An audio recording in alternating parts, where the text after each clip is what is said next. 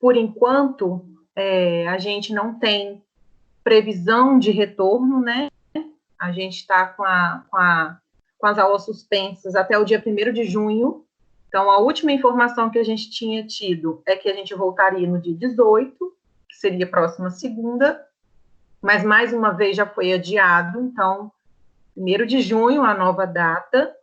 E aí a gente vai seguir em frente com o conteúdo, porque é bem provável que quando a gente retorne, se a gente retornar de fato em junho, que seja mesmo para fazer prova, né? E as disciplinas que precisam de ter aula prática no laboratório, assim que as aulas voltarem, a gente vai marcar um horário e fazer essas aulas, tá certo? Então, assim, vocês não têm motivo para se preocuparem, né? Nós vamos levar o conteúdo por aqui. A princípio, a data de prova oficial 2, ela se mantém, e ela está agendada para o dia 15 de junho, a primeira, né, no caso, a prova de Química, está agendada para o dia 15 de junho, que é a segunda-feira, que é a semana de prova. Né? Então, o que acontece?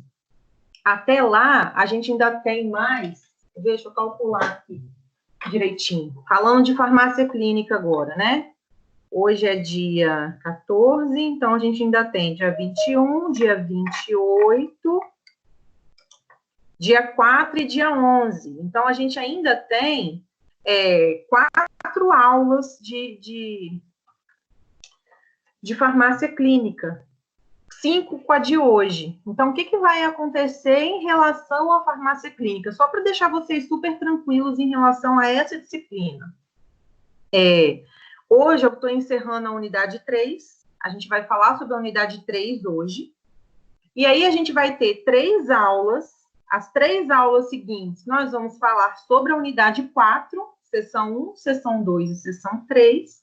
E a gente ainda tem uma aula. Essa uma aula, a gente vai fazer alguma coisa prática. Ou eu vou mostrar para vocês aqui por vídeo.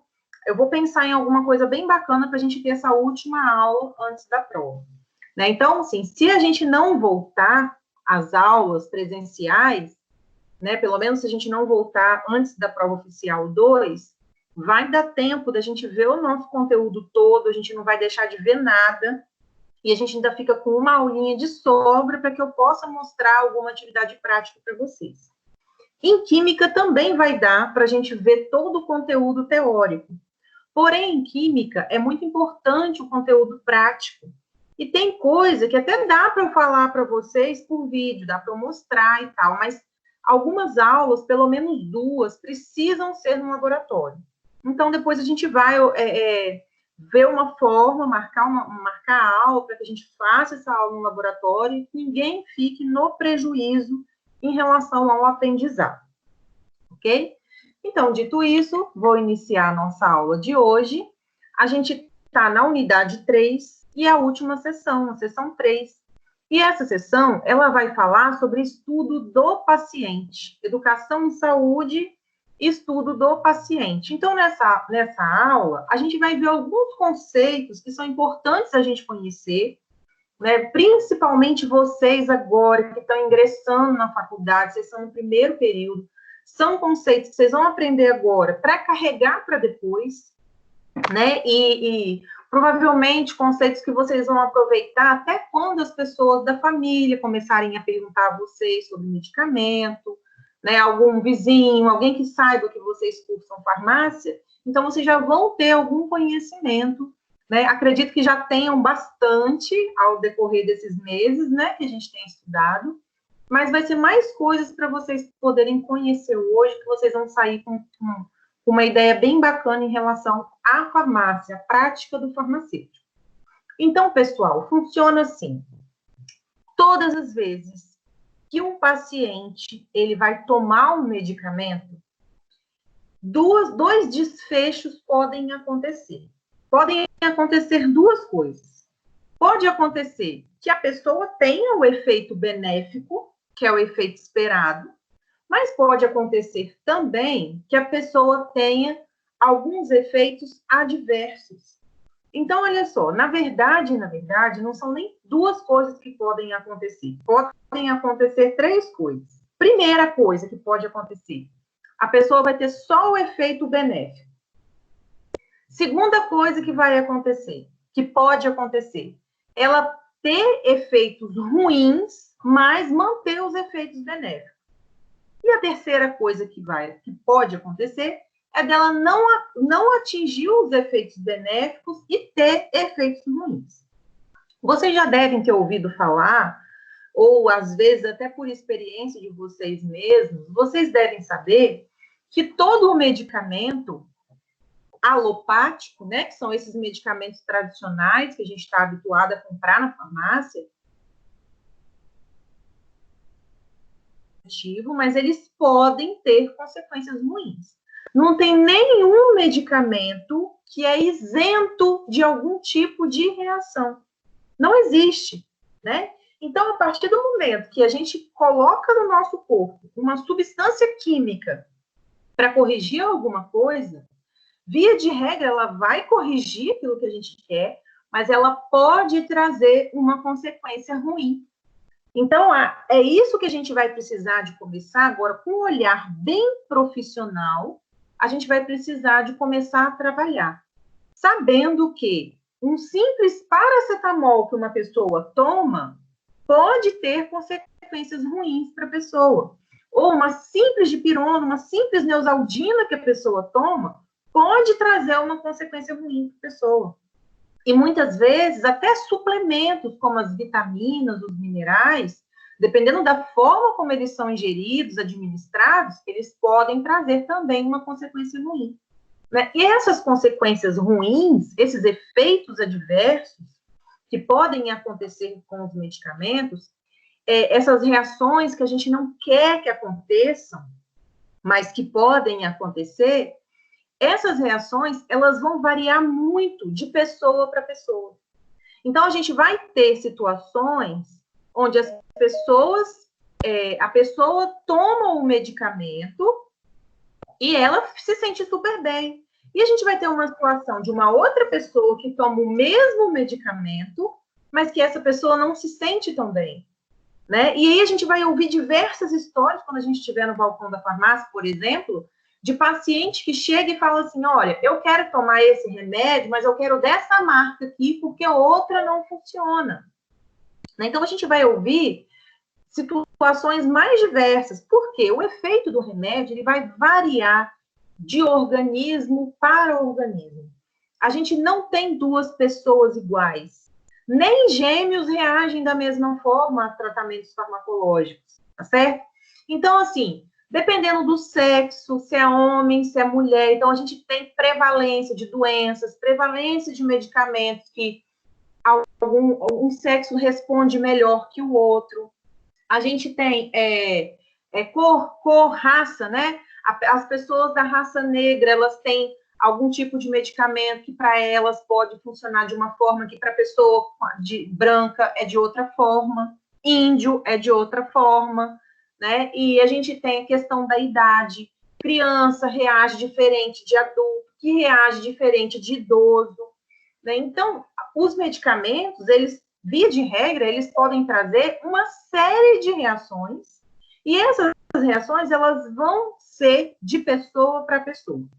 O que é importante vocês entenderem?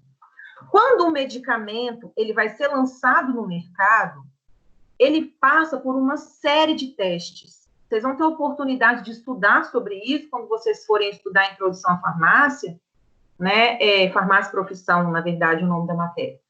Quando vocês forem estudar, vocês vão ver que um medicamento, quando ele vai ser lançado, ele passa por diversas etapas. Então, a indústria que quer produzir aquele medicamento, ela tem que apresentar pesquisas teóricas daquela fórmula, e aí, na medida que as autorizações de fabricação, elas vão avançando, primeiro tem que testar em animais, depois tem que testar em ser humano, para depois que tiver certeza da segurança, ou para depois que tiver certeza que o remédio faz mais bem do que mal, ele seja autorizado para ser comercializado. Então, o processo de se colocar um remédio no mercado, ele é muito complexo, Porque mesmo que na teoria todos os ensaios tenham ficado tudo bonitinho, quando eles vão colocar um ser humano para testar aquele medicamento, eles pegam um grupo grande de pessoas, cada pessoa pode ter uma resposta diferente. Então, assim, é extremamente complexo. Toda vez que a gente fala de uma substância química no organismo, ela sempre vai poder ter essas duas vertentes, o lado bom e o lado ruim. E aí entra o nosso trabalho como farmacêutico. O farmacêutico, ele é o profissional do medicamento. Já falei com vocês várias vezes, a parte do diagnóstico a gente deixa para o médico, mas a parte do medicamento é nossa. Então, nós é que vamos acompanhar o paciente na medicação que ele toma, né, na forma como ele faz o tratamento farmacoterapêutico dele, para saber como ele vai reagir. Esse acompanhamento que a gente faz, né, do paciente, ele pode ser chamado de farmacovigilância. Então, aqui vocês estão vendo que eu botei farmacovigilância. O que é a farmacovigilância? É basicamente vigiar o efeito dos fármacos. É basicamente isso. Como é que isso funciona? A partir do momento que todas as vezes que você observar algum tipo de reação, você notifique isso. Então, mais adiante, eu vou explicar para vocês como funciona essa questão da notificação, né? E faz parte do nosso trabalho a detecção de qualquer tipo de reação adversa a medicamento. Aqui está escrito RAM, reação adversa a medicamento. Então, todas as vezes que um paciente ele toma um medicamento, ele usa um medicamento, e que dentro do efeito farmacológico ele apresenta algum efeito adverso, a gente vai precisar de acompanhar. Esse acompanhamento, ele inicia com uma fase de avaliação, né, onde a gente está acompanhando e avalia qual foi o resultado que aquele medicamento deu ao paciente, né? E dependendo de qual foi o resultado que a gente vai avaliar, a gente vai interferir de alguma forma, a gente vai intervir de alguma forma naquele tratamento. Então, por exemplo, vamos imaginar que um paciente foi lá na farmácia e aí ele comprou com você um determinado medicamento, foi para casa e tomou. Aí depois ele volta na farmácia para dizer que aquele remédio fez muito mal para ele, que ele se sentiu muito mal. Aí, então, a partir daquele momento, você vai fazer uma avaliação. E aí, gente, aqui nesse momento, é muito importante que eu explique para vocês que parece, quando a gente olha um slide igual esse que eu coloquei aqui, né, parece um método muito complexo, mas na prática, no dia a dia lá, a forma como isso vai acontecer é uma forma extremamente simples. É bem isso, o paciente compra o remédio, vai embora, e ele volta na farmácia, ou ele liga para falar o que aconteceu. Olha, eu tomei esse remédio, ele me deu muito enjoo, eu vomitei, ou ele me deixou muito mole, ou eu dormi muito. Ele vai te falar o que acontece. Quando esse paciente retorna para dizer a você o que ele está sentindo, essa é a fase de avaliação. Você vai avaliar se aquilo que ele está relatando pode ter vindo de fato do medicamento. E aí você vai realizar a sua intervenção profissional, né? Normalmente, essa intervenção, ela vai ser feita assim, você vai dar algum tipo de orientação ao paciente para ele poder melhorar aquela reação. Em alguns casos, a sua intervenção é suspender o tratamento do paciente, né? Então, eu vou explicar isso com um pouquinho mais de detalhes mais para frente. Então, olha só, o que acontece?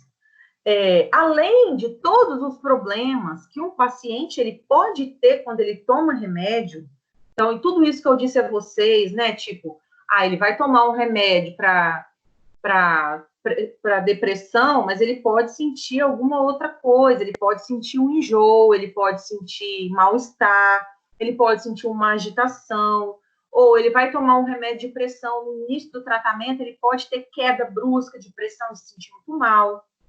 Ele vai fazer um tratamento para diabetes, no início do tratamento, os medicamentos provocam muitas reações, né? Então, além disso, desse tipo de erro que a gente tem, que são considerados problemas relacionados a medicamento, né, desse tipo de problema que a gente enfrenta, ainda existem os erros de prescrição médica. Erros de prescrição não é simplesmente você ir no médico, ele te avaliar e te passar um remédio errado. Não é isso, não é bem isso que é um erro de prescrição. Um erro de prescrição, ele é uma coisa muito mais complexa do que simplesmente um prescritor te passar um remédio errado. Olha só as coisas que podem acontecer que são classificadas como erro de prescrição. Então, por exemplo, a receita, se ela for manuscrita, se o médico não tiver um computador para ele digitar, uma impressora, né? Se ele for escrever, o primeiro problema que você pode ter na receita é a caligrafia. Então, se não tiver escrito de forma muito clara, muito nítida para você, pode gerar um problema sério ali de erro de prescrição. E aí, nesse caso, pode acontecer do médico prescrever certo e lá na farmácia você ler a receita errada. Então, eu vou contar uma coisa que aconteceu comigo quando eu trabalhava numa farmácia aqui em Guarapari, lá no centro. O que aconteceu? Uma paciente chegou na farmácia muito nervosa e pediu para falar comigo, queria conversar com o farmacêutico, ela estava extremamente nervosa, irritada, falando que alguém tinha vendido um remédio errado para ela. Aí eu fui ver o que era. Ela tinha ido na farmácia no dia anterior para comprar um remédio. E ela estava com a receita. Então, quando ela chegou lá, que eu fui atender, ela estava nervosa porque a pessoa que atendeu ela no dia anterior tinha vendido um remédio errado. Aí ela me mostrou, ela estava com a receita na mão e ela estava com um tubo de pomada de nimesulida. A nimesulida é um gel, né? Vem num tubinho, é um gel, e ele é um gel anti-inflamatório. Então, por exemplo, se a pessoa bateu em algum lugar, tá roxo, tá doendo, tá com dor na coluna, né? Ele é aquele gelzinho que é bom para massagear, que melhora a dor, que alivia e tudo mais. É um anti-inflamatório e analgésico local. Aí ela falou assim, esse remédio aqui me venderam errado. E olha só, eu vim com a receita, a pessoa me vendeu errado, mas eu estava com a receita. Quando eu peguei a receita para ler, estava escrito Nystatina, creme vaginal na receita. Então, olha só, estava escrito Nystatina e o atendente vendeu nimesulida. A receita, ela estava muito mal escrita. Você via que tinha um N e você via que tinha um I, mas o resto estava muito difícil de ver.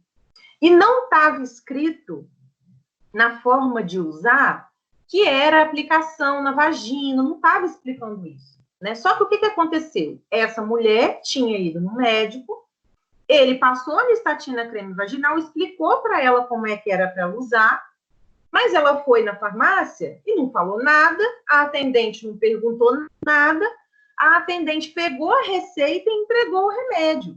Na verdade, quando a atendente pegou, ela não questionou, ela não perguntou para a paciente. Esse medicamento você está usando ele é para quê? Você bateu em algum lugar? Tá com dor em algum lugar? Aí a paciente ia falar assim, não, é um creme vaginal. Aí a atendente ia se ligar e vendeu certo. Então, o que aconteceu? A mulher estava com um problema vaginal, o médico prescreveu o remédio certo, que é a Nystatina, que serve para um fungo chamado candidíase, que dá, né, que é vaginal, pode dar também anal, pode dar em homem, enfim. E aí foi vendido para ela uma nimesulida, que é um anti-inflamatório, que é de usar na pele, não é para mucosa vaginal. O que provavelmente aconteceu quando ela usou? Ela deve ter sentido muita dor, ela deve ter sentido muita ardência, ela deve ter sentido muito desconforto, e por isso ela foi na farmácia muito brava por causa disso. Então, é um erro que a gente chama de erro de prescrição. Na prática, o erro foi a dispensação que foi errada. A venda foi feita errada, né? Mas por que a venda foi feita errada? Porque estava com a caligrafia ruim. Então, o que aconteceu? Normalmente, quando a gente trabalha em farmácia, a gente faz assim, vem uma receita muito mal escrita, a gente pergunta para o paciente, a gente pega aquela receita, você vê que está com a letra feia, você pergunta para o paciente, você vai tá sentindo o quê? Vai tomar isso? Para que o médico passou isso aqui para você? Você pergunta para te dar certeza do que você está entregando para o paciente, né?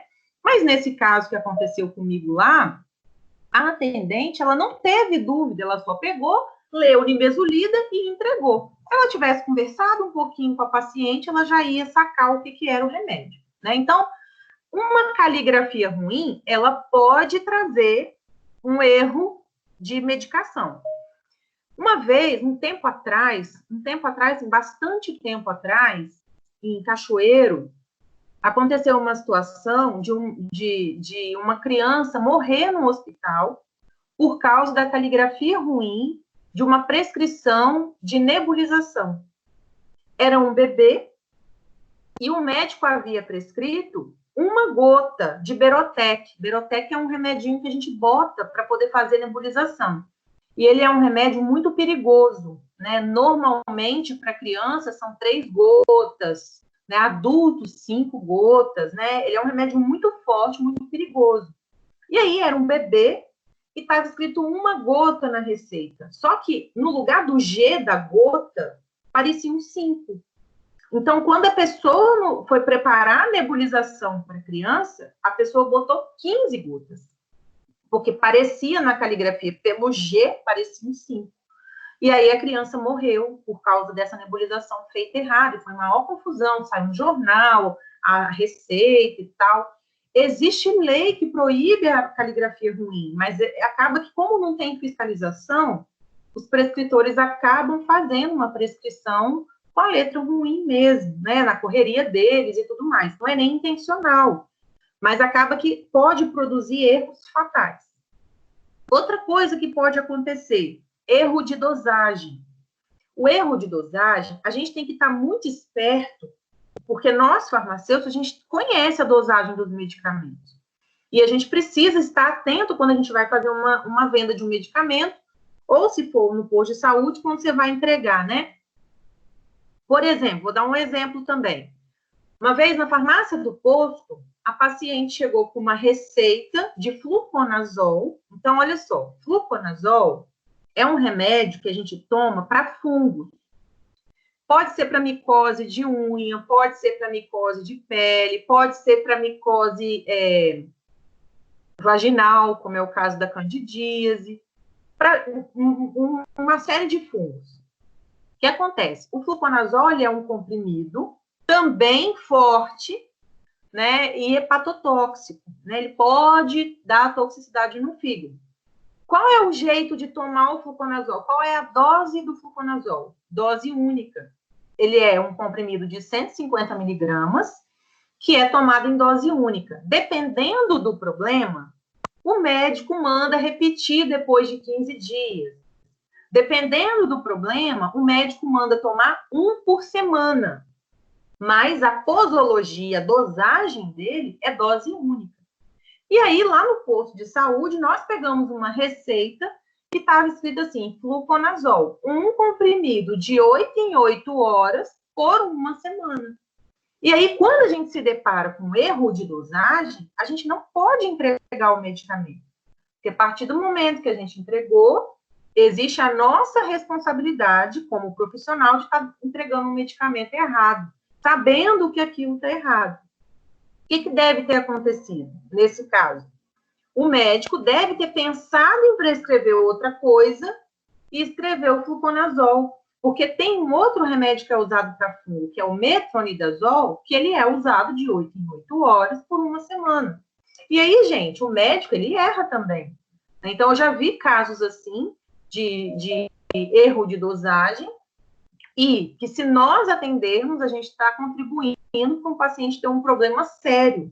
Né? Nesse caso, se a pessoa tomar fluconazol de 8 em 8 horas por uma semana, o mínimo aí que ela pode ter é um problema no fígado, dar uma hepatite aguda nela, ela passar mal, vomitar, ficar intoxicada mesmo com o medicamento. Outra coisa que pode levar a um erro de prescrição médica, pode ser omissão do paciente. Então, às vezes, o paciente, sem querer, né, uma omissão involuntária, sem querer, ele não fala alguma coisa, ele esquece de falar alguma coisa. Então, por exemplo, o paciente é alérgico à dipirona. E aí, na hora de ele estar consultando, ele não fala com o médico que ele é alérgico à dipirona. Aí, o que o médico faz? Passa lá, Buscopan composto. O paciente não sabe que no Buscopan composto também tem dipirona. E ele pode desenvolver uma reação alérgica por causa daquela dipirona, porque ele não falou que ele era alérgico. Né? E, por um outro lado, esse último quadrinho aqui, ó, coleta de informações incompleta por parte do prescritor. Então, da mesma forma que o paciente esquece de falar que ele é alérgico, o médico também tem a responsabilidade de perguntar se é alérgico a alguma coisa, né? Então, pode ser que, na hora de você passar um remédio, alguma pergunta passe batido, você esqueça de fazer alguma pergunta. E isso vai levar a um erro de prescrição, tá certo? Então, quando a gente tem erros de prescrição, a gente tem essas 4 principais causas, o que pode acontecer como consequência? Toxicidade, então o paciente ele pode ficar intoxicado. O tratamento ele pode ser ineficiente e aí a doença do paciente pode piorar, pode evoluir. Então, olha só um exemplo de erro de prescrição que pode acontecer e levar a uma ineficiência no tratamento. Esses dias, uma aluna minha que trabalha em farmácia me mandou uma mensagem perguntando assim, qual era a dose, se a dose de amoxicilina é um antibiótico. Então, ela perguntou assim, professora, a dose de amoxicilina para uma criança de 10 anos é 2,5 ml mesmo? Aí eu peguei e respondi para ela, falei assim, olha, fulano, dose de remédio para criança não é por idade. Dose de remédio para criança é por peso. A gente só tem dose padronizada para adulto. Mas, normalmente, a dosagem ela é feita de criança, ela é feita de acordo com o peso. Então, uma criança de 10 anos, 2,5 ml é pouco para ela. Ela falou assim, então, eu tô com uma receita aqui de amoxicilina para uma criança de 10 anos, tá mandando ela tomar 2,5 ml. Aí eu falei com ela, ó, a dose certa é 40 miligramas por cada quilo. Então, a gente fazendo a conversão lá, iria dar 8 ml para o paciente tomar, de 10 anos. E o médico tinha colocado 2,5 ml. Então, tipo assim, o erro de dosagem ali do remédio ia levar a uma ineficiência do tratamento. Se a criança de 10 anos, que precisa de tomar 8 ml, tomar 2,5, falando no popular, não vai fazer nem cosquinha para a bactéria. Então, ele vai, o tratamento não vai ser eficiente e a doença dele vai piorar.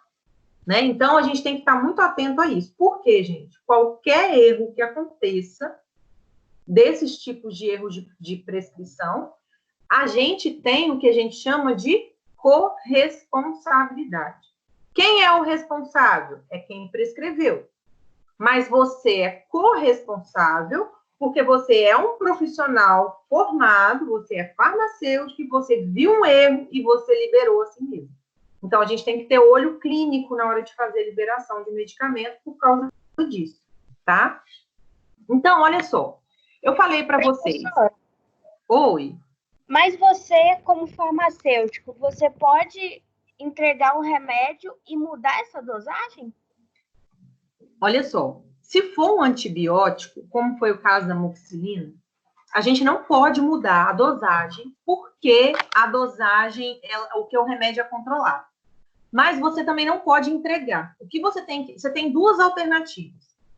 Ou você entra em contato com o médico, pelo número que está na receita, né, do consultório, e pergunta para ele, ou você fala com o paciente para ele voltar no consultório para o médico alterar a dose.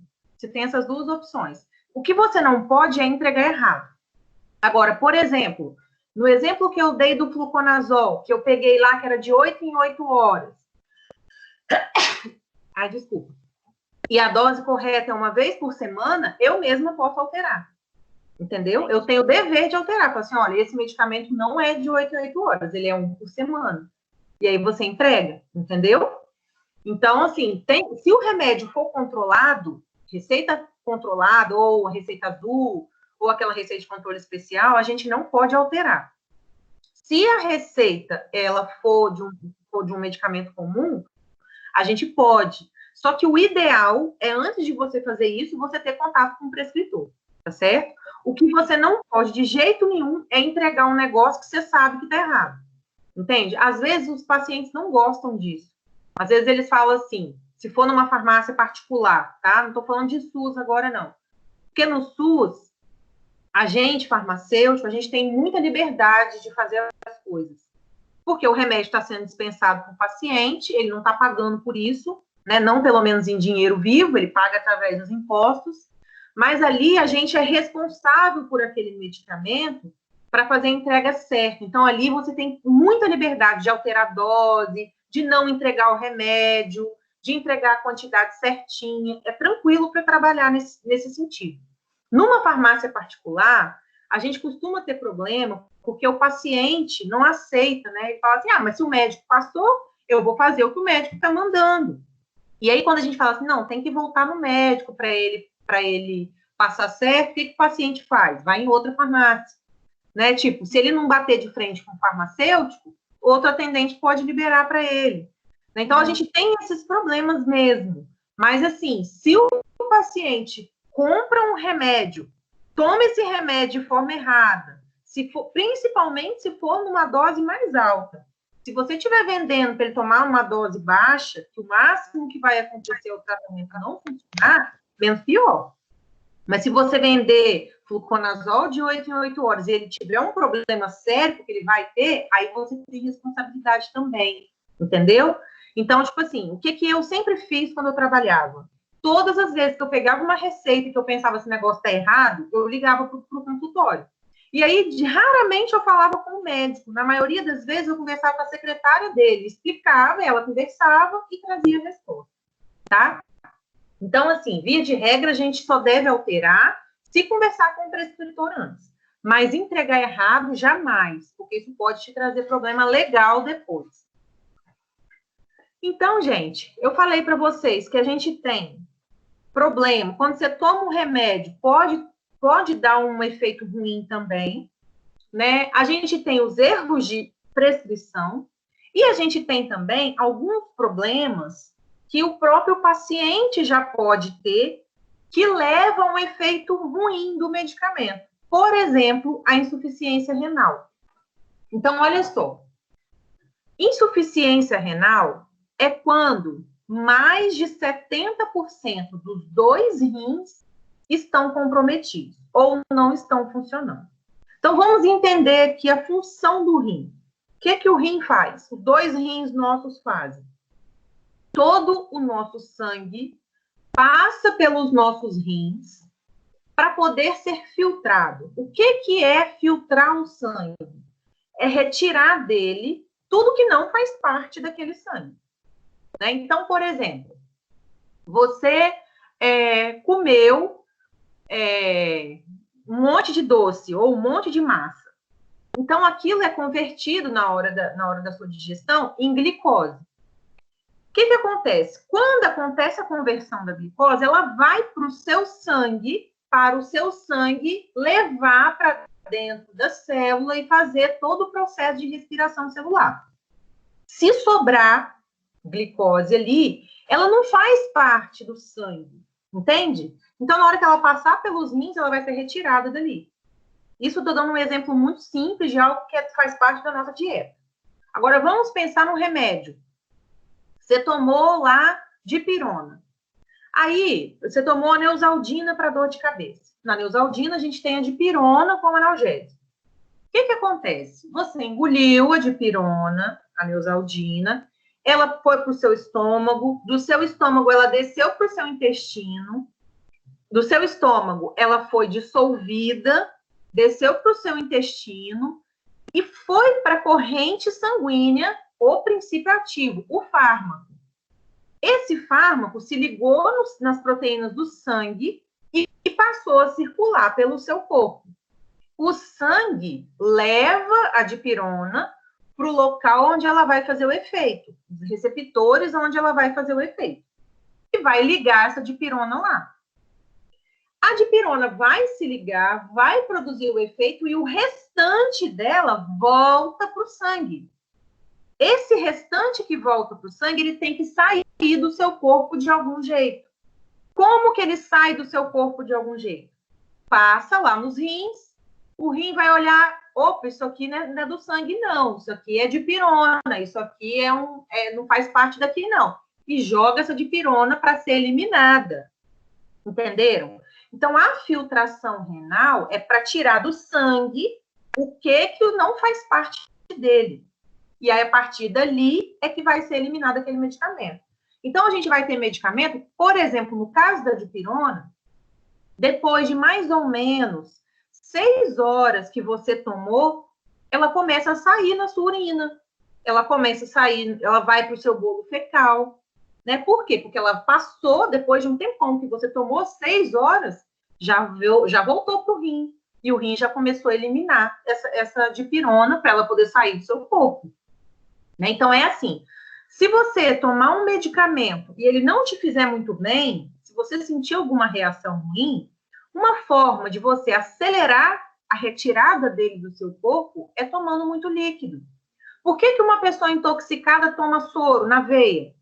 Porque o excesso de soro que está ali no sangue vai passar pelos rins com mais rapidez e os rins vai tirar do seu corpo com mais rapidez aquele tóxico. Mesma coisa o remédio. Você tomou um remédio, você viu que ele te deixou mal, que ele não te fez muito bem, qual é a primeira indicação? Toma bastante água, porque quanto mais água você tomar, mais rápido o seu rim vai filtrar e vai eliminar do seu corpo. Então, isso é o que o rim faz. Agora, a gente tem muitas pessoas que têm insuficiência renal. Isso significa que o rim não dá conta de fazer uma filtração eficiente, como no caso de uma pessoa normal. Agora, o que é insuficiência renal? Os seus 2 rins têm mais de 70% comprometido.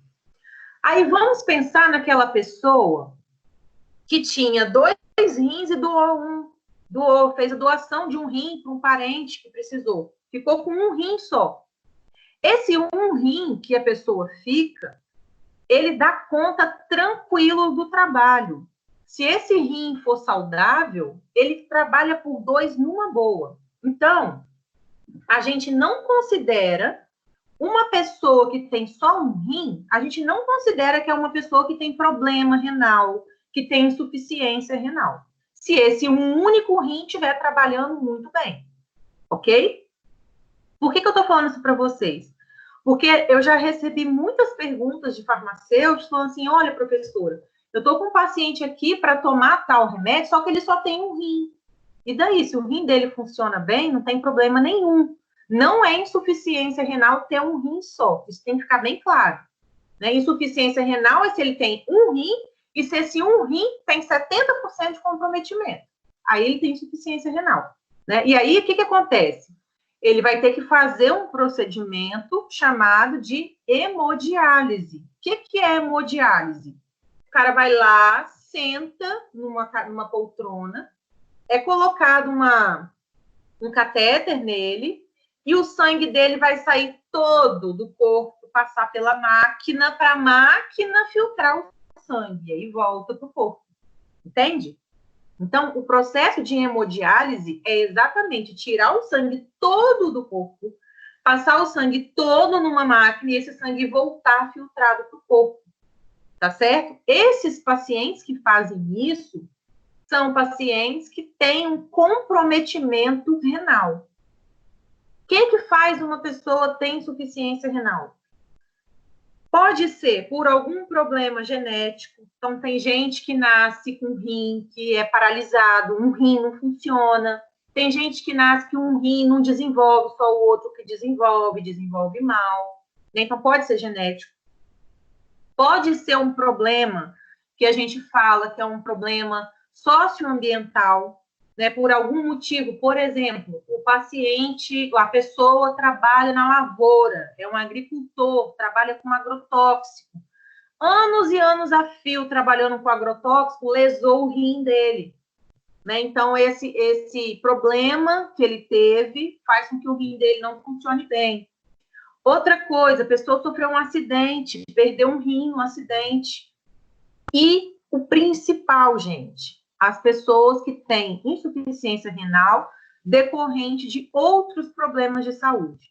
O principal problema de saúde que faz uma pessoa perder um rim é a diabetes. Então, uma pessoa que é diabética, ela tem que ter muito cuidado, porque senão o rim dela vai paralisando. É o maior perigo do diabético, é esse, da insuficiência renal. Né? Durante os anos que eu trabalhei na prefeitura, na farmácia de alto custo, eu tinha muitos pacientes que faziam hemodiálise, pegavam remédio por causa disso. Professora? Oi? Professora, só uma pergunta. O uso do medicamento, por exemplo, para enxaqueca, né? Que a gente tem um enxaque, dentre outros, ele causa problema nos rins também? O uso constante desse medicamento? Tem medicamento que causa problema nos rins, sim. Esses de dor de cabeça, não muito. Os que mais causam são os anti-inflamatórios. A pessoa fazer uso contínuo de anti-inflamatório, ela pode ter um problema renal. E aí, o que acontece? Esse problema renal, causado por remédio, ele pode ser agudo ou reversível. Muitos casos, a pessoa tem um problema agudo no rim, né? Ela tem uma insuficiência renal, mas se ela parar de tomar um remédio, o rim volta a trabalhar normalmente. A gente tem casos assim. E a gente tem casos que o paciente lesa o rim para sempre. Nunca mais o rim volta a ser como ele era antes, tá certo? Então, o uso de medicamento, ele pode levar a um problema renal.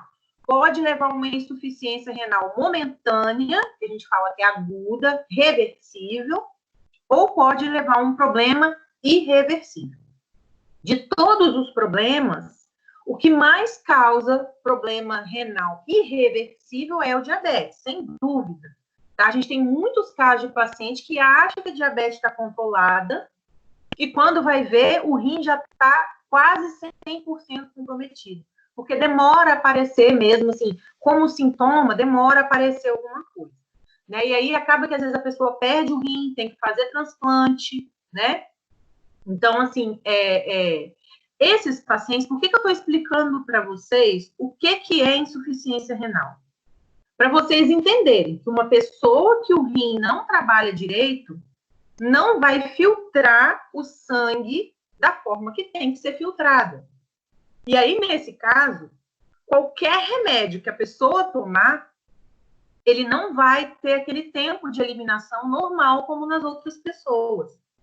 Se o rim não filtra o suficiente, se ele é insuficiente, aquele remédio fica mais tempo ali no corpo da pessoa. Então, a pessoa ela pode se intoxicar com o medicamento porque o rim dela não consegue fazer a filtração de forma eficaz. O que acontece? Todo paciente que tem insuficiência renal, é necessário que a gente faça um cálculo de dosagem para aquele paciente. Para a gente que trabalha em farmácia, é mais difícil que a gente tenha que fazer algum tipo de cálculo, já vem calculado. Mas quando o farmacêutico trabalha no hospital, quem faz a conversão da dose é o farmacêutico. Entende? É o farmacêutico clínico que faz esse tipo de trabalho. E aí, como é que o paciente vai saber? Imagine só, você trabalha no hospital, pensa assim, você trabalha lá no Dório Silva da vida. Chega paciente acidentado o tempo inteiro. Você não sabe quem é aquele cara. Ele chegou ali acidentado. Ele chegou na emergência. E aí, o médico vai atender, vai fazer o que tem que ser feito. E aí, como é que você vai saber se esse cara é um cara normal, se ele tem insuficiência renal, se ele não tem? Entendeu? Então, no hospital, quando o paciente ele é atendido no hospital, tem um exame de sangue que é feito. Esse exame se chama clearance de creatinina. Tem gente que fala clearance de creatinina. É um nome estrangeiro, né? Então, é clearance de creatinina. Esse clearance de creatinina, ele vai avaliar a função renal. É um exame simples de ser feito. Por quê? Tudo que a gente come que tem proteína, na hora do processo digestivo, vai ter um metabólito que a gente chama de creatinina. Essa creatinina, ela vai ser, um pouquinho dela, 2% só, é utilizado na respiração celular muscular. O resto é tudo eliminado na urina. Então, tipo assim, via de regra, para aquela pessoa, as pessoas que comem normalmente, tem uma dieta normal, ela elimina toda a creatinina praticamente na sua urina. Então, o que acontece? Nesse exame, é feita uma avaliação, né?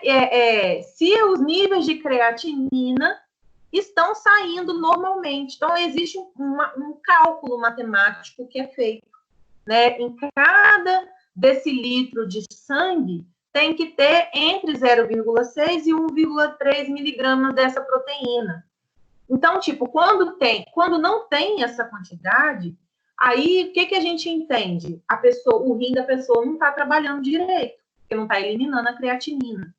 Então, no hospital, o que é feito? Quando o cara é internado, um dos primeiros exames que tem que ser feito é esse exame da creatinina, para saber se a função renal dele está boa.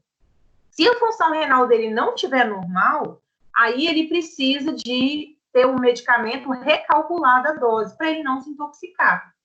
E aí, o Bruno perguntou sobre a questão do remédio que pode causar. Existem muitos remédios, esses remédios que são de doenças crônicas, que são de tratamento muito prolongado, que pode causar problema renal.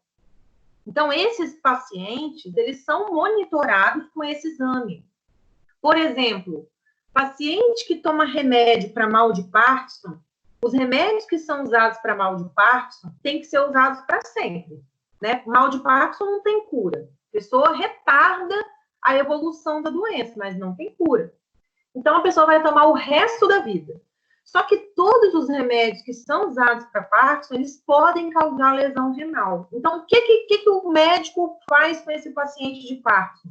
Ele acompanha e, periodicamente, ele faz esse exame no paciente, para saber se o rim dele está funcionando legal. Entendeu? Outra coisa, o paciente que é diabético, ele sempre tem que fazer esse exame, para saber se o rim dele está funcionando normal. Entendeu? Então, tipo, o diabetes, ele tem vários problemas que pode ser causado, né? Então, ele começa a causar, por exemplo, como fala, gente? Uma insensibilidade nas extremidades. Então, tipo, a pessoa dá uma topada no dedo do pé, ela não sente dor, fica meio que adormecido. E aí aquilo inflama, e o fato de ter muito açúcar no sangue não ajuda, piora a situação, aí acaba que às vezes a pessoa perde um dedo, perde um pé, por causa de problema com diabetes. Isso pode acontecer, mas isso pode acontecer enquanto órgão interno, enquanto rim também. Então, esse é um exame que a pessoa faz para acompanhar, entendeu? Então, todas as pessoas que usam remédio continuamente, que fazem um check-up anual, esse exame ele faz parte do check-up, para saber se os rins estão funcionando normalmente. Né? Então, por exemplo, tem alguns antibióticos que podem causar problema renal. Então, se a pessoa vai ter que fazer um uso prolongado, ela vai ter que acompanhar com um exame desse aí. Ok, gente? Então, só para vocês saberem, o paciente com insuficiência renal, se não tiver o cálculo de dose para ele pode ter intoxicação. Então, ele pode ter um problema relacionado a medicamento, porque teve a prescrição do remédio, ele tem insuficiência renal e não foi feito o cálculo de dosagem. Normalmente, esse cálculo de dosagem, para a gente saber, né? Vocês devem estar pensando, mas como é que eu vou saber calcular a dose de um remédio? Está na bula. Tipo assim, faz de conta que o remédio é de 500 miligramas. Aí vai estar na bula escrito. Se o paciente tiver insuficiência renal, ele vai tomar, sei lá, 350, 400. Cada remédio traz na sua bula qual o cálculo que tem que ser feito para um paciente com insuficiência renal. E normalmente vai ser uma dose menor do que uma pessoa que não tem insuficiência renal. Tá bom? Perguntas? Vou falar um pouquinho para vocês agora. Tem uma Alguns pergunta. conceitos. Por Oi? que a pessoa é obesa e tem o problema com o diabetes começa a estourar as veias, assim, do nada? Tá parado, pô, estoura. Tem alguma coisa a ver também com o medicamento? Tem a ver, tem a ver com a circulação, né? Quando a pessoa tem diabetes, ela pode ter um problema na circulação sanguínea. E aí, por conta disso, se a circulação ela não tiver assim, eficaz, se ela tiver insuficiente, ela pode causar esses problemas com vasos sanguíneos. Por isso que a gente orienta o diabético a fazer exercício físico, tem que fazer caminhada, entendeu? Para poder não ter esse tipo de problema. É por isso. Tá certo. Tá Obrigada. certo? Nada. Tá certo. Então, gente, eu vou falar para vocês de alguns conceitos relacionados a medicamento que a gente precisa de saber, tá certo? O primeiro deles é efeito colateral. Então, olha só. O que é um efeito colateral? Um efeito colateral, ele é um efeito não intencional do medicamento. E ele vai ocorrer nas doses normais daquele medicamento. Quando a gente lê isso, né, igual está escrito no slide, fica uma coisa muito difícil de entender. Mas, na prática, um efeito colateral, ele é um efeito que vai acontecer quando a pessoa toma um remédio, que não era a intenção, mas que vai acontecer. A palavra colateral significa lado a lado. Ou seja, ao mesmo tempo. Colateral. Ao mesmo tempo que o remédio vai fazer o efeito dele, ele vai dar esse outro efeito aqui. Isso é efeito colateral. Um efeito colateral, ele não é um efeito ruim. Então, tipo, quando você fala assim, eu tomei, sei lá, tomei anticoncepcional e me deu um efeito colateral. Não é efeito colateral. Porque efeito colateral não é um efeito ruim. O efeito colateral, ele vai acontecer por causa do mecanismo de ação daquele medicamento. Para vocês poderem gravar, eu coloquei um exemplo aqui muito simples, que é do remédio de alergia. O que acontece com a pessoa que toma remédio de alergia? Ela sente sono. É um efeito colateral. Tem um remédio para alergia chamado polaramine, ou se não, Histamin. Todo mundo que toma polaramine ou Histamin vai sentir sono. Outro remédio que é anti-histamínico, o Dramin. O Dramin, todo mundo que toma Dramin sente sono. Então, ele é um efeito que acontece ao mesmo tempo. Ao mesmo tempo que o Dramin corta enjoo, ele dá sono. Ao mesmo tempo que o polaramine sara a alergia, ele dá sono. Isso é colateral. É lado a lado, é ao mesmo tempo. E não necessariamente é um efeito ruim. Então, tipo, você tomar um remédio para alergia e sentir sono, não é uma coisa que é prejudicial para você, a não ser que você seja motorista. Se você for motorista, é um efeito colateral proibido para você sentir sono. Né? Então, se for te atrapalhar no seu trabalho, aí você não pode tomar aquele medicamento de dia, por exemplo, tem que tomar de noite. Entenderam? Então, assim, as pessoas confundem porque elas acham que efeito colateral é qualquer reação que elas têm ao medicamento, e não é. O efeito colateral é esse efeito, que não é a intenção. Tipo, você não toma um antialérgico para ficar com sono, mas ele vai te dar sono. Né? Então, assim, normalmente, são efeitos que vão acontecer. Você já toma sabendo. Você já toma o remédio sabendo que ele vai te dar sono. Entendeu como? Então, esse é um exemplo para vocês saberem o que é um efeito colateral. A gente tem também o que a gente chama de evento adverso. Existe o evento adverso e existe a reação adversa. Na prática, é tudo muito parecido, tá? Mas conceitualmente tem diferença. Um evento adverso, ou um efeito adverso, ou uma reação adversa, sempre vai ser ruim. E que não necessariamente vai acontecer.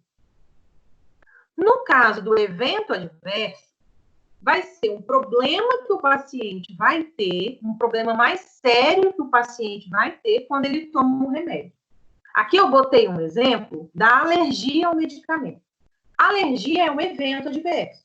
Tipo, você está com problema, você está com a garganta inflamada. Aí você vai ter que tomar amoxicilina. Só que quando você toma amoxicilina, seu corpo empola todinho. Então, tipo, é um efeito ruim, que é desfavorável para você, que você não esperava que fosse acontecer com você, que você não quer que aconteça com você. Né? E pode ser fatal. Em alguns casos, a alergia leva à morte. Então, tipo, um evento adverso sempre vai ser uma ocorrência desfavorável ao medicamento. Ok? Que vai acontecer quando você está tomando aquele remédio. Isso é um evento. Por que eu botei a alergia? Porque para ser um evento adverso, tem que ser alguma coisa que pode se agravar. E a alergia, ela é assim. Agora, uma reação adversa, ela é qualquer tipo de resposta ruim que uma pessoa tenha com o remédio. Né? É não intencional. A reação adversa, uma diferença da reação para o evento é o seguinte. O evento adverso, você não espera que ele vá acontecer.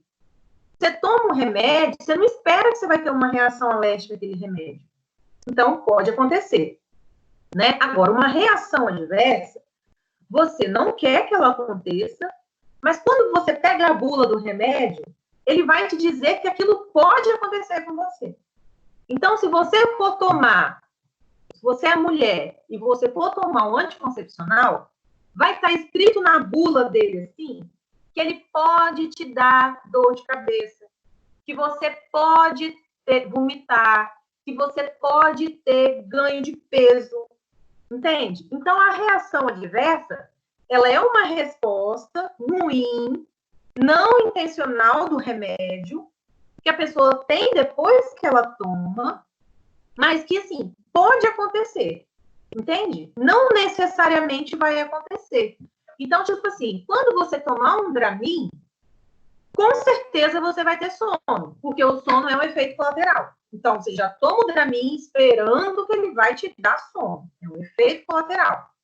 Agora, se você toma o Dramin, sente sono, e além disso, você fica mal, você vomita, te dá dor de cabeça, então você teve uma reação adversa.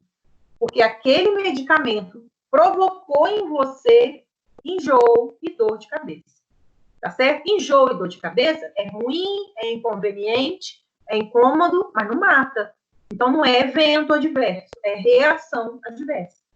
Né? Outra coisa, a reação adversa pode acontecer com você e não acontecer comigo. Então, tipo, se eu e você tomarmos Dramin, nós dois vamos ter sono. Por quê? É um efeito colateral, vai acontecer. Agora, eu posso tomar, sei lá, fluconazol, que é um remédio que dá enjoo normalmente, né? Eu posso sentir muito enjoo, você pode tomar e não sentir nada. Então, é uma reação que o meu organismo teve, uma reação ruim. Né? Então, aí eu botei aqui como exemplo, vomitar em decorrência de um medicamento. Você tomou um remédio, ele te fez mal, você vomitou. Reação adversa. Pode ser que haja uma reação adversa inesperada. Quando que ela é inesperada? Quando não tem na bula dela que ela pode causar aquilo. Gente, qualquer bula de qualquer remédio que você pegar para ler, vai estar escrito lá nas reações adversas que pode dar dor de cabeça, que pode dar problema gastrointestinal. O que é gastrointestinal? Enjoo, ou se não diarreia, ou se não constipação, algum problema gástrico, tá certo? Então, isso é normal de um medicamento poder causar. É uma reação adversa. Não é que vai acontecer, mas pode acontecer, tá certo? Agora, quando o remédio, ele normalmente ele pode ter como reação adversa, sei lá, sentir enjoo, mas ninguém sente dor de cabeça com aquele remédio. Você tomou aquilo, você sentiu uma dor de cabeça, você desmaiou com aquilo. Então, aí você está tendo uma reação adversa inesperada. Alguma dúvida entre esses três conceitos? Efeito colateral, evento adverso e reação adversa? Posso colocar na prova vários casinhos para vocês classificarem como efeito colateral, reação adversa e evento adverso? Porque é isso que vai ter na prova, tá? Preparem-se. Gente, além desses conceitos relacionados a medicamento, a gente tem também o conceito de queixa técnica. O que é uma queixa técnica? É quando você, que é farmacêutico, né, que é um profissional, que é um técnico sobre medicamento, você detecta um problema de qualidade naquele medicamento. Aí você tem que fazer uma queixa profissional, uma queixa técnica. Como é que funciona isso na prática? Por exemplo, teve uma vez, eu trabalhava na prefeitura ainda, e aí a gente estava entregando para as pacientes um remedinho chamado ácido fólico. Toda grávida tem que tomar ácido fólico, né? E a gente entregava ácido fólico. O que aconteceu? Um monte de mulher retornou para mostrar para a gente que quando ela ia tirar do blister o ácido fólico, ele esfarinhava todo. Então, olha só, é um problema, é um desvio de qualidade daquele medicamento. Ele estava na data de validade correta, ele estava lacrado no blister, ele foi bem armazenado, tipo, ele estava na temperatura do ar-condicionado, estava tudo bem.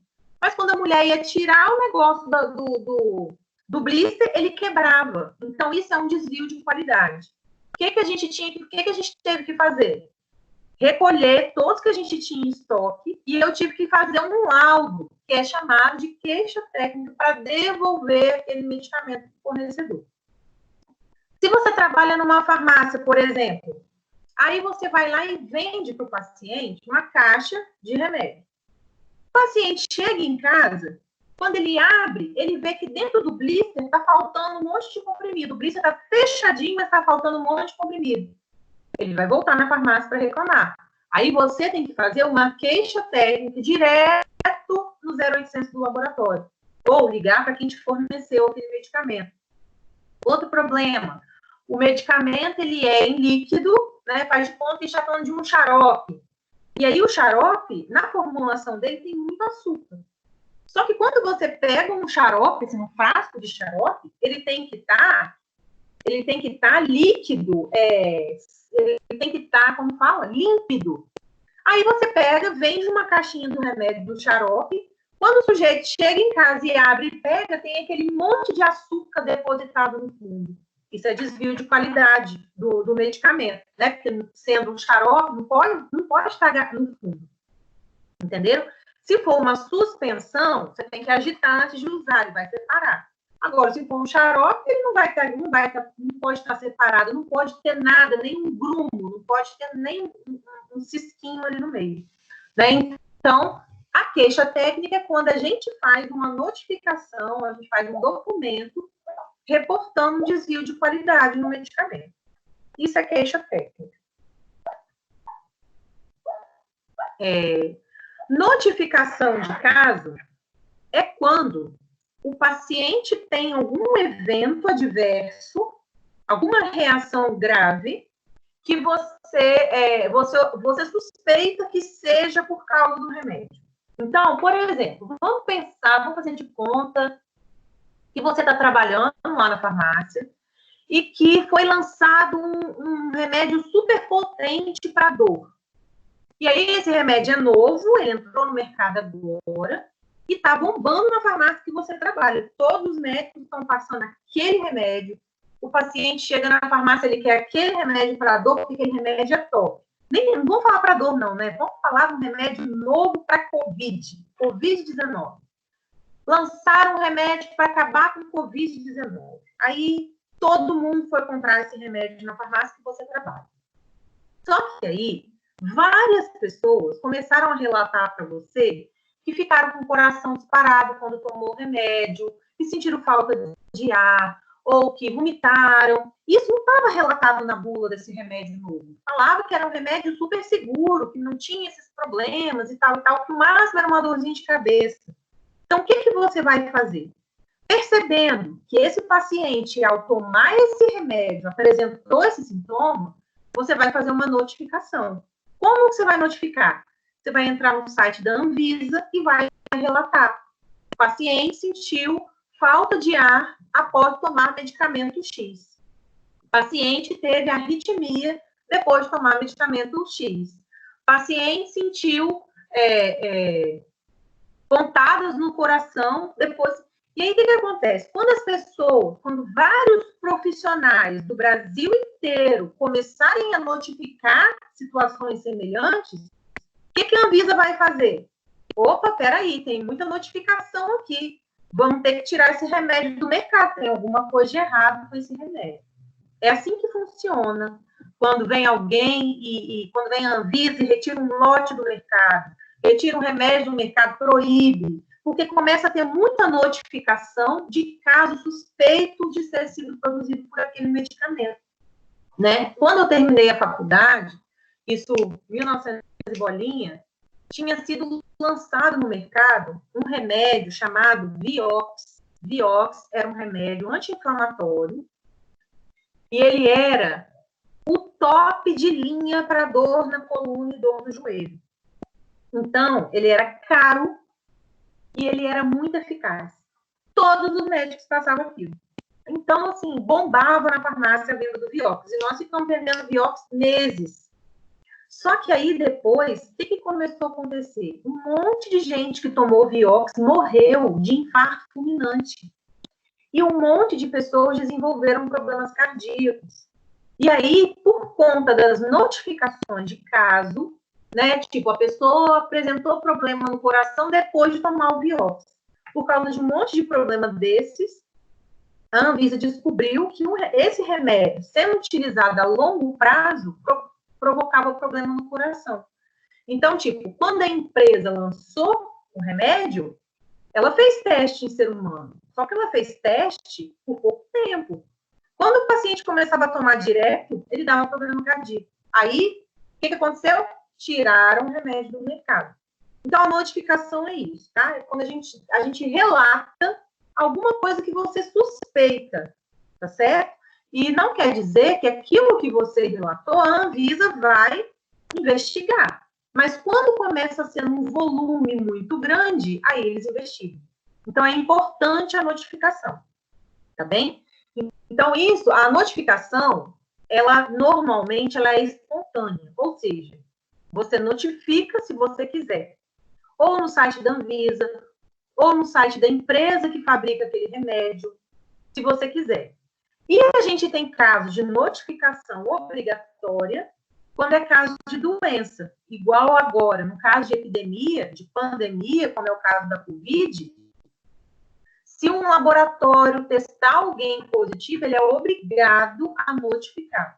A Secretaria Estadual de Saúde é obrigada a notificar para o Ministério da Saúde. A Secretaria do Município é obrigada a notificar, né? Contabilizar esses casos, relatar esses casos. Beleza, pessoal. Essas notificações a gente faz normalmente, então, de reações adversas. A gente já viu o que é uma reação adversa, né? E aí, existem maneiras da gente prevenir uma reação adversa no paciente. Tem 3 maneiras principais da gente prevenir uma reação adversa no paciente. Usando a menor dose possível do remédio, individualizando a dose e fazendo uma boa anamnese. Deixa eu explicar o que é isso, então, para vocês. Quando a gente fala em usar a menor dose possível do remédio, é porque quando uma pessoa tem uma reação adversa, pode ser que seja pela dose do remédio. Às vezes, só de ajustar aquela dose, diminuir um pouquinho aquela dose, ela melhora.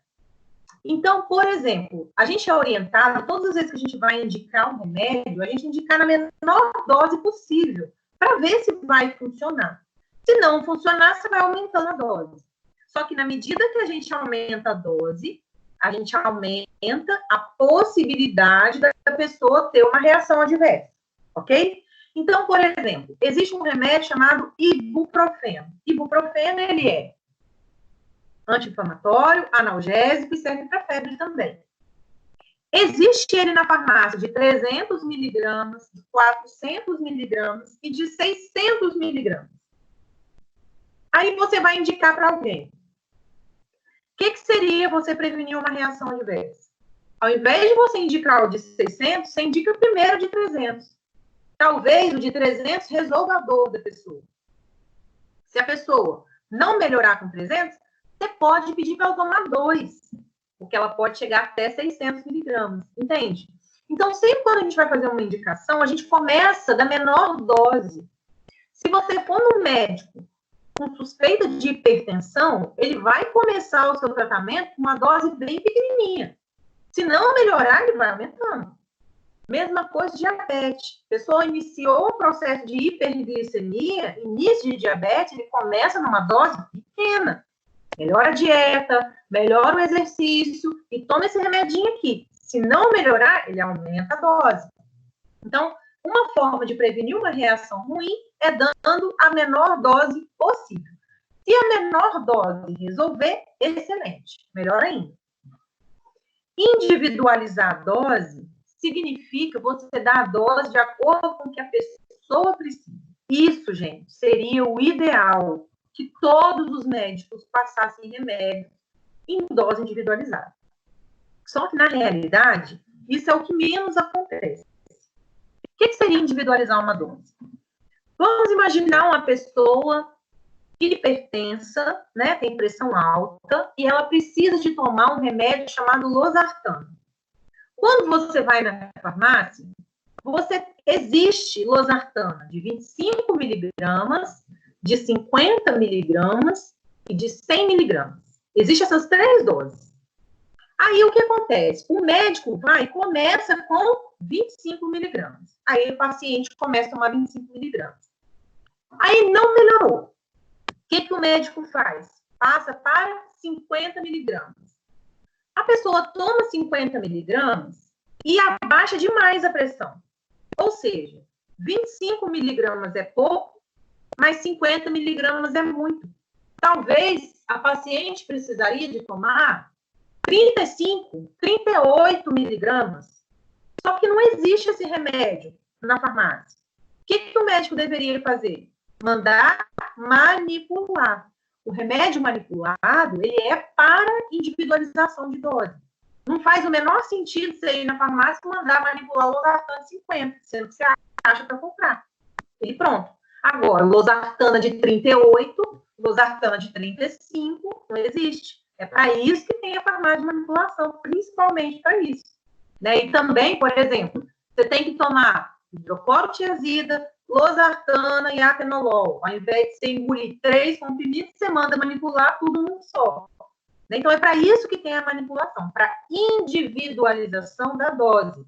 O correto seria isso, né? Então, você vê que, por exemplo, quando a gente está falando de bicho, de animal, a dose sempre é individualizada. O veterinário, ele sempre passa... Ele pode estar lá com 10 cachorros com o mesmo problema. O que ele faz? Ele pesa cada um e calcula para cada um a dose e manda fazer. Normalmente é assim que funciona. E deveria ser assim para a gente também, né?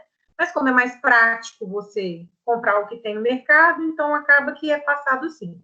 Se a gente individualizasse todas as doses, seria bem mais fácil de você prevenir uma reação adversa. A anamnese é entrevista. A anamnese é conversa. Quando você faz uma anamnese, é quando você pergunta tudo o que for possível para aquele paciente. É quando você conversa sobre o histórico dele. Entenderam? É uma forma de você prevenir reação adversa. Porque, por exemplo, se o paciente fala para você assim, que ele tem alergia a AS, você já vai saber que todo remédio que for derivado do AS vai dar alergia nele. Então, você não pode indicar nada que tenha derivado do AS. Por exemplo, você não pode indicar diclofenaco, que é derivado do AS. Entenderam? Então, quando você conversa com o paciente e conhece o histórico dele, fica muito mais fácil. Às vezes, o paciente vai ter que tomar... vamos pensar aqui. Faz conta que ele vai ter que tomar benzetacil. Aí... benzetacil é uma injeção, né? Eu acho que todo mundo já ouviu falar em benzetacil, porque dói pra caramba, então essas coisas se propagam. Mas a benzetacil, ela é um medicamento que muitas pessoas desenvolvem reação alérgica a ela. Aí você vai aplicar a benzetacil no cidadão. Aí ele vai e fala para você assim, nossa, minha mãe foi tomar essa benzetacil, ela teve alergia. Meu pai foi tomar essa benzetacil, teve alergia. Meu irmão foi tomar essa benzetacil, teve alergia. O que você acha que vai acontecer com essa pessoa? No mínimo, ela vai ter alergia também. Então, tipo, quando você conversa, quando você entende o histórico do paciente, você minimiza a possibilidade de uma reação diversa. Então, por isso que a anamnese é importante. E por isso que a gente falou antes que quando o paciente omite alguma informação ou quando o médico esquece de perguntar alguma coisa, a gente pode ter uma reação adversa. Por quê? Se o paciente te falar, se você fizer as perguntas certas, ele vai te falar e aí a sua chance de errar vai ser a menor possível. Né? No meu curso online, quando eu vou fazer a propaganda desse curso, né, para vender esse curso para as pessoas, o que eu falo para elas é assim: perca o medo de fazer indicação e orientação de medicamento. E essa é a minha maior propaganda, né, para esse curso. Por quê? Vocês vão passar por isso. Quando a gente sai da faculdade, a gente fica com muito medo de indicar remédio. Você tem medo de indicar errado, você tem medo da dose errada, você tem medo de dar remédio para criança, você tem medo de dar remédio para grávida. Então, tipo, a gente fica desesperado, porque tudo que acontece dentro da farmácia é nossa responsabilidade. E aí você pensa, quando você sai da faculdade, você sai com esse medo.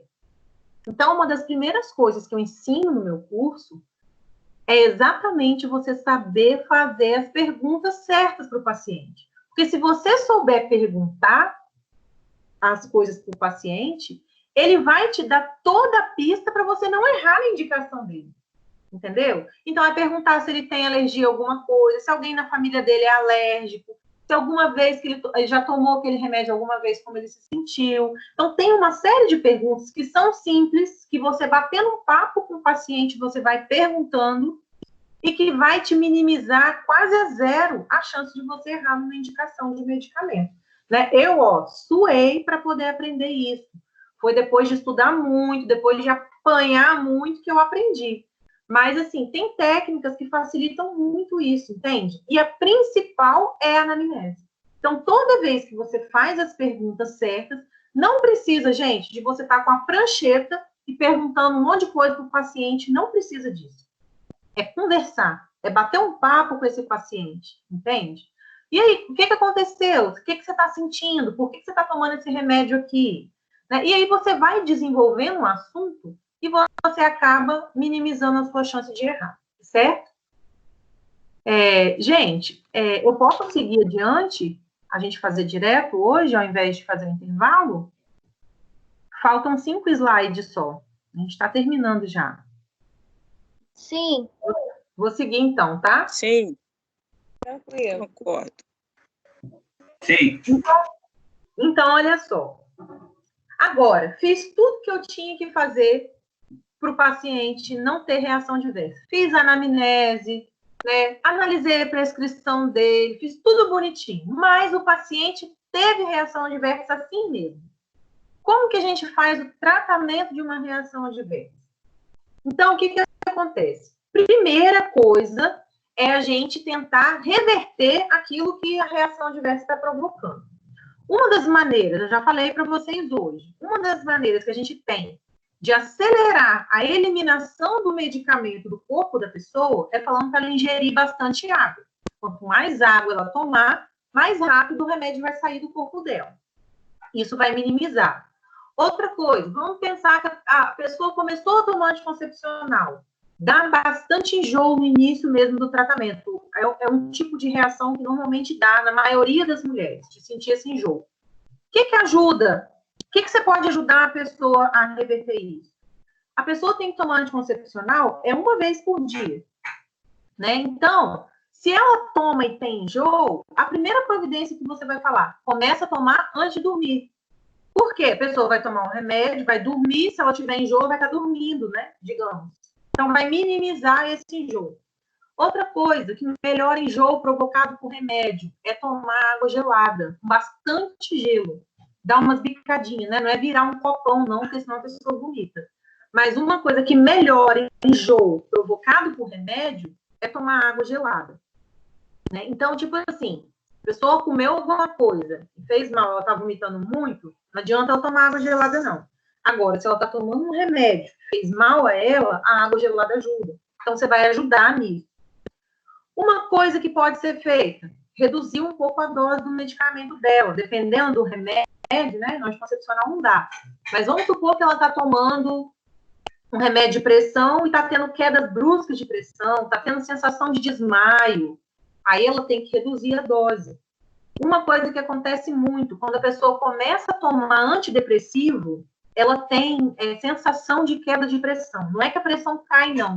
Mas ela tem aquela mesma sensação, o corpo mole, porque a pessoa quer ficar deitada. Então, nesse caso, é necessário reduzir a dose para o organismo acostumar e depois chegar na dose certa. Isso você pode fazer, tá certo? Mesmo sem o médico, mesmo sem estar escrito isso na receita. Você pode falar, olha, você vai fazer o seguinte, essa primeira semana, toma só a metade. Depois, se a gente estiver se sentindo melhor, aí você começa a tomar igual o médico mandou. Isso você pode fazer, reduzir essa dose no início do tratamento. Outra coisa, alterar o intervalo de administração do remédio. Então, se é um remédio que a pessoa está tomando de 8 em 8 horas, e ela está se sentindo muito mal, começa tomando de 12 em 12, ou uma vez por dia, depois passa a ser de 12 em 12. Por quê, gente? Uma característica muito interessante da reação adversa é que ela tende a passar com o tempo. Então, na medida que vai passando o tempo, o organismo vai acostumando com aquele medicamento, essas reações elas vão diminuindo. É o que acontece no anticoncepcional. Se a mulher tiver paciência, vai chegar uma hora que esses efeitos vão sumir. Né? Se o efeito for dor de cabeça, se o efeito for enjoo, vai chegar uma hora que isso vai melhorar, entendeu? Ela só não vai poder continuar se ela estiver vomitando demais, se aquilo estiver incomodando ela, né? Impedindo ela de fazer alguma atividade. Né? Então, via de regra, igual, por exemplo, tem um remédio chamado metformina. Metformina é usado para diabetes.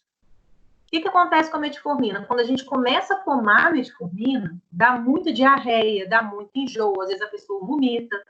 Só que, se a pessoa aguentar o tranco, com o tempo, o organismo aceita o remédio e isso para de acontecer.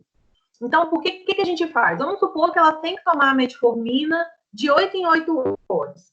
Se ela tomou no primeiro dia, ela se sentiu muito mal, o que você orienta? Olha, uma semana você toma só uma vez por dia.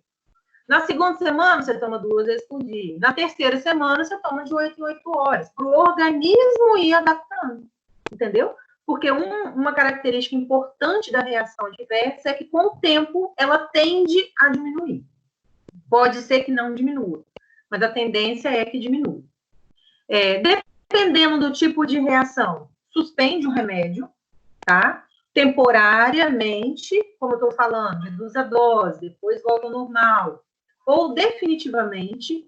Então, por exemplo, se uma pessoa tiver alergia, a alergia não passa, não tende a passar. Então, com a pessoa que teve alergia, imediatamente interrompe o uso do medicamento e procura o médico para trocar o remédio. Outra coisa, tem remédio que tem antídoto. Então, exemplo, paracetamol tem um antídoto, é a acetilcisteína, que você acha ou em xarope ou em pó para tosse.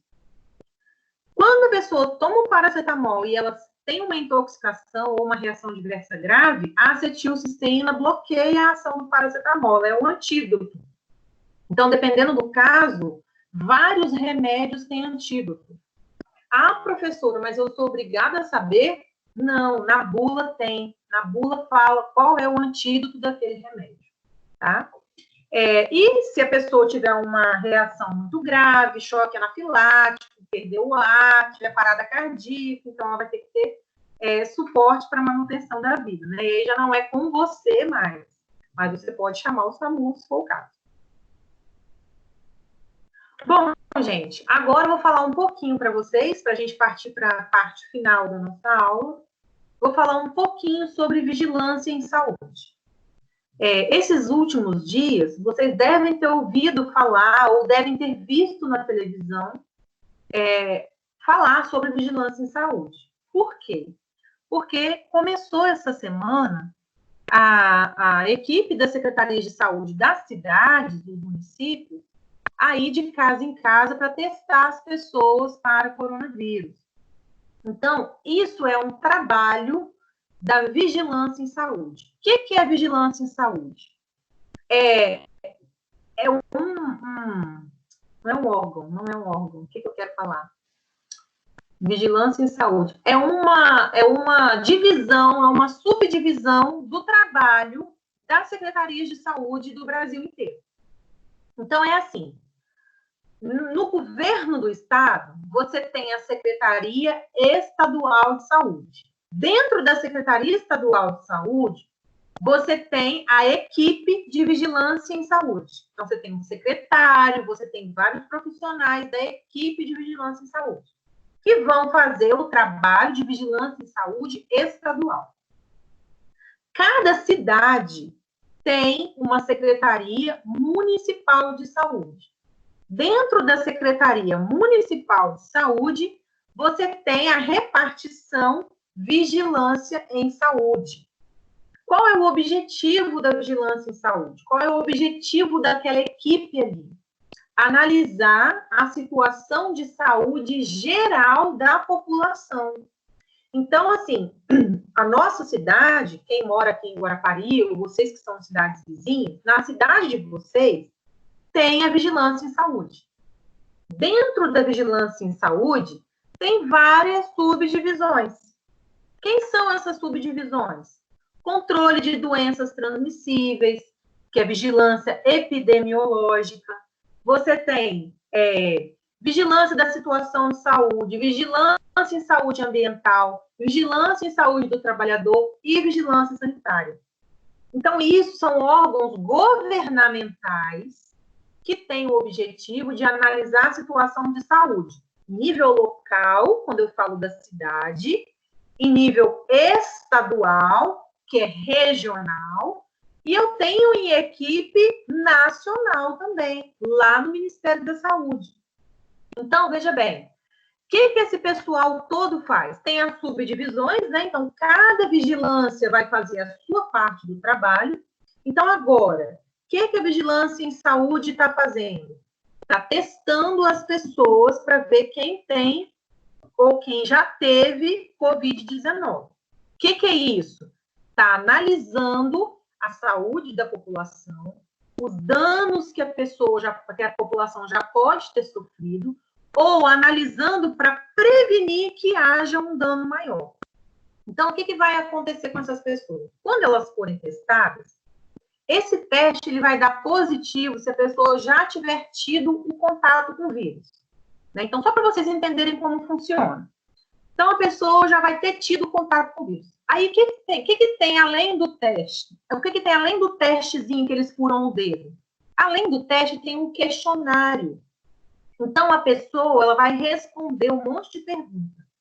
Dentro dessas perguntas, está lá se a pessoa teve algum sintoma, o que ela sentiu, quanto tempo ela ficou com aquele sintoma, né?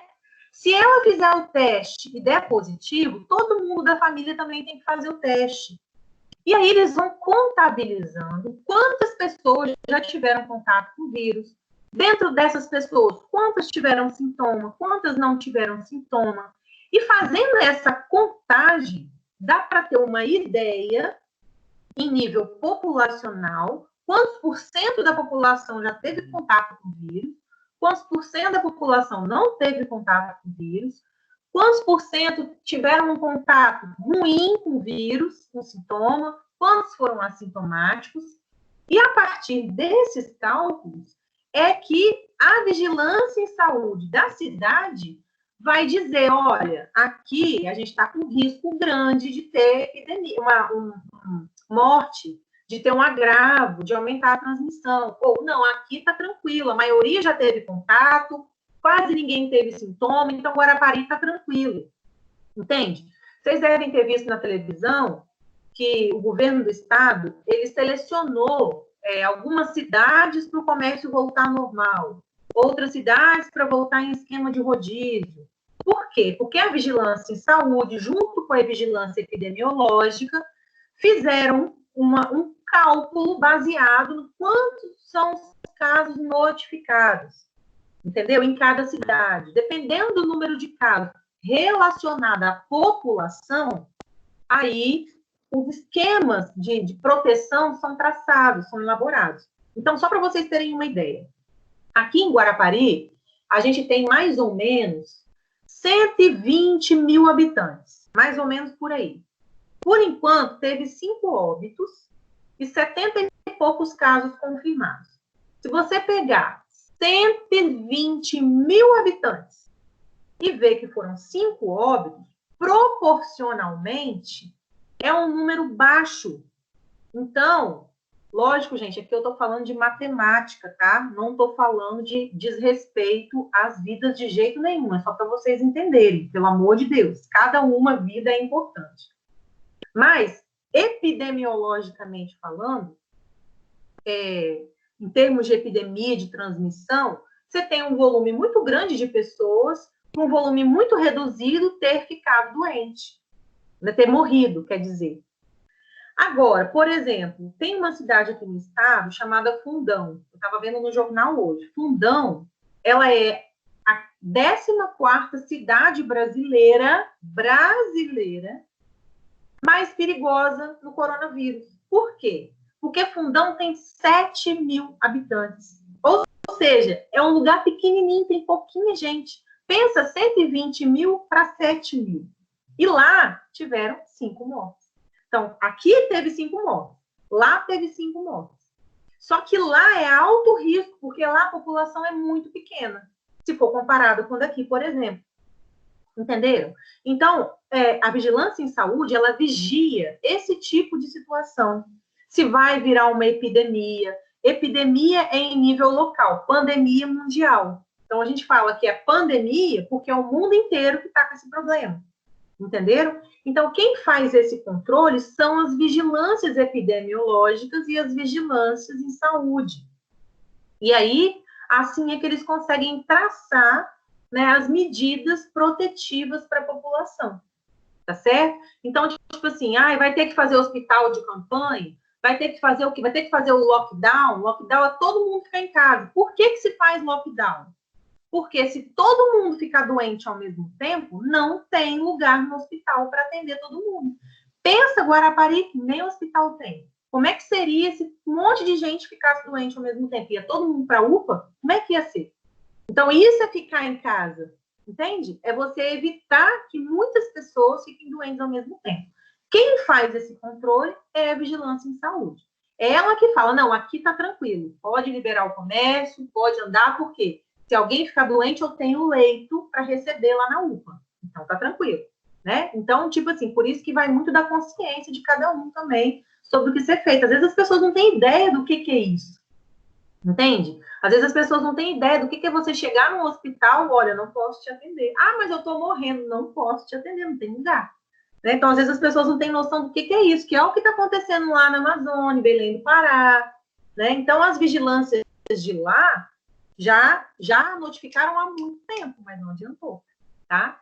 Então, dentro da vigilância em saúde, tem a epidemiológica, que vai trabalhar sempre nas epidemias. Só de coronavírus? Não. Por exemplo, na dengue. O que a vigilância epidemiológica faz na dengue? Ela calcula o número de pessoas infectadas, ela vigia se tem quintal aí que está sem capinar, se tem água parada, entra nas casas para poder jogar remédio nos ralos, né? Isso é o que a vigilância epidemiológica faz, para prevenir esses agravos. A gente tem também vigilância da situação em saúde. Então, a vigilância da situação em saúde é o mais abrangente, né? Então, você tem a epidemiológica, que trabalha em nível local, e você tem a situação em saúde. Então, todos os dias, a Prefeitura de Guarapari libera um boletim. Número de pessoas infectadas por coronavírus, número de óbitos, número de pessoas curadas, número de casos em investigação. Uma forma bem abrangente. Vigilância da situação em saúde. Ok? Aí você tem até algumas cidades que fazem o boletim da cidade, compara com o estado e compara com o Brasil. Porque assim você tem ideia se você está acima da média, se você está abaixo da média nacional, estadual, por aí vai. A vigilância em saúde ambiental, ela vigia fatores ambientais que podem causar problemas de saúde. Por exemplo, uma pessoa que mora em São Paulo, por causa da poluição, ela pode desenvolver problemas respiratórios. Então, se você comparar pessoas que moram em São Paulo, capital, com pessoas que moram em São Paulo, interior, o número de pessoas, considerando as proporcionalidades populacionais, que tem rinite, sinusite, bronquite, asma, é muito maior do que a pessoa que mora no interior, que mora no campo. Por quê? Porque existe muita poluição no centro da cidade. Então, o que a Vigilância de Saúde Ambiental faz? Ela estabelece medidas para reduzir os riscos daquelas pessoas. O que São Paulo faz? Rodízio de carro. Se você tem carro lá em São Paulo, você não pode sair de carro todo dia. É de acordo com a sua placa lá, tem o dia do rodízio que você pode sair, né? Então, são medidas que vieram da Vigilância de Saúde Ambiental para reduzir os danos causados pela poluição ambiental. Quem mora em Brasília também tem muito problema respiratório. Não por causa da poluição, mas porque o clima na região de Brasília é um clima seco, e esse clima seco e quente provoca muitos problemas também, né? Não tem umidade no ar, e aí as pessoas têm muita rinite, têm muito problema alérgico.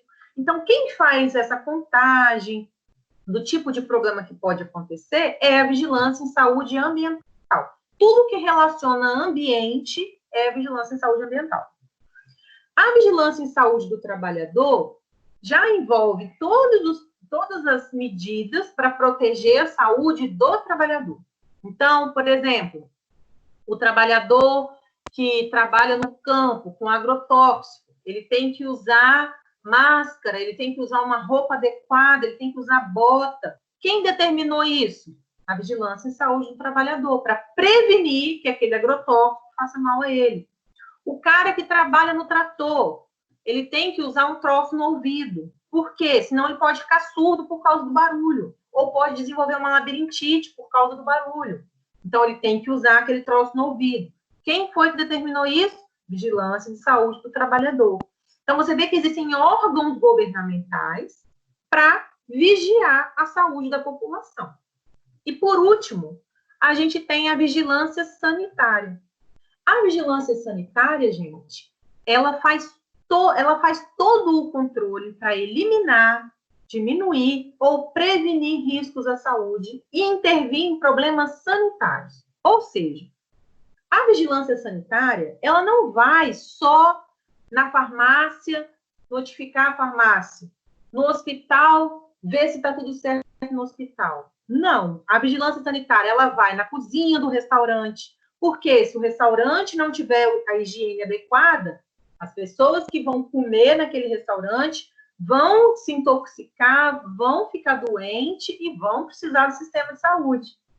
Então, a vigilância, ela vai lá para eliminar algum risco, ou para diminuir, ou pelo menos para prevenir que a população que frequente aquele lugar, ela adoeça, entende? Então, a vigilância sanitária, ela faz parte da vigilância em saúde, porque ela previne problemas de saúde.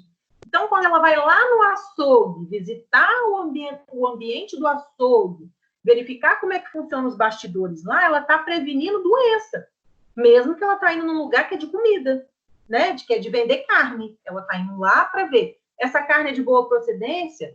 Essa carne está aqui há quanto tempo? Tem bicho na carne? Tem o lugar que ela é armazenada, tem a temperatura certa? Então, tudo que é feito para prevenir que alguém adoeça, quem faz isso é a vigilância sanitária, né? Então, ela vai no supermercado, então ela verifica, por exemplo, aqui, perto da minha casa, do lado aqui da minha casa, tem um terreno. Esse terreno, ele era murado, mas ele não era de ninguém, né? Quer dizer, ele não tinha ninguém ali, né? Tinha um dono, mas eu não sei quem era, enfim. O que aconteceu? Um cidadão comprou esse terreno aqui do lado da minha casa, um terreno top, quem me dera poder comprar um terreno desse, né? E ele comprou esse terreno. Só que o que o cara fez? Ao invés de ele construir alguma coisa, ele começou a entulhar um bocado de coisa aqui nesse terreno aqui do lado. E aí, tinha grade de cerveja vazia, tinha um monte de madeira, tinha um monte de entulho, de tudo enquanto era tipo de coisa que você imaginava. O que começou a acontecer? Ter muita mosca e muito pernilongo. Quando isso aconteceu, todo mundo aqui do meu prédio percebeu que tinha sido por causa da sujeira que estava ali. O que o prédio fez? Denunciou para a vigilância sanitária.